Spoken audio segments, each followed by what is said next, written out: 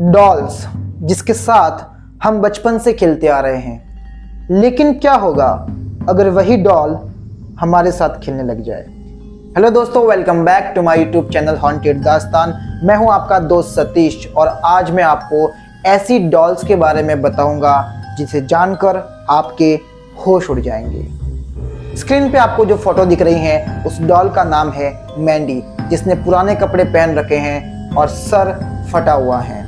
ये doll Germany के अंदर 1910 में बनाई गई थी, जिसके बाद जो इनके ऑनर थे वो उनको बेसमेंट के अंदर रखते थे। लेकिन दोस्तों, एक अजीबोगरीब चीज़ इस डॉल के साथ होती थी। रात के समय इस डॉल से रोने की आवाज़ें आती थी और जब उनके ओनर को ये बात पता चली तो उन्होंने ब्रिटिश कोलंबिया के नो क्यूस्ट म्यूजियम के अंदर इस डॉल को दान कर दिया।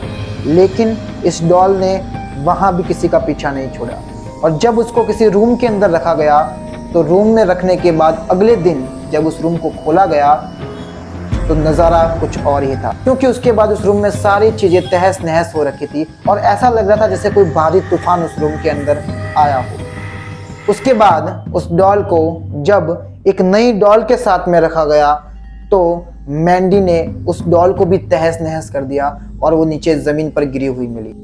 मैंडी डॉल को दुनिया की सबसे श्रापित गुड़िया में से एक माना जाता है। स्क्रीन पे जो आपको फोटो दिख रही है उस डॉल का नाम है ओकीको।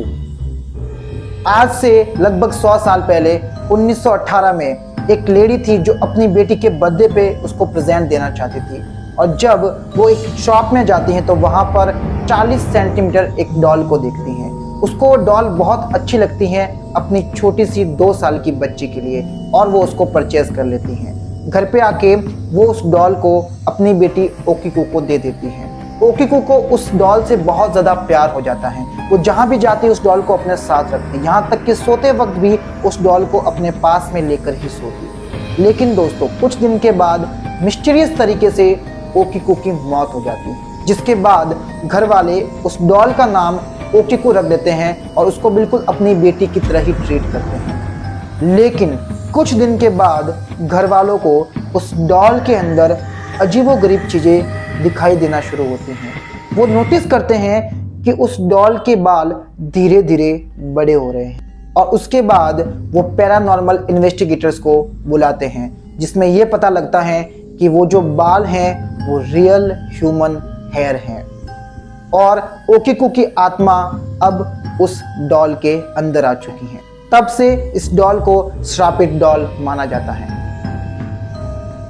हेरन वॉरेन नाम का एक आदमी एक गांव में रहता था और उसके घर के जस्ट सामने एक घर था जिसे हॉन्टेड माना जाता था।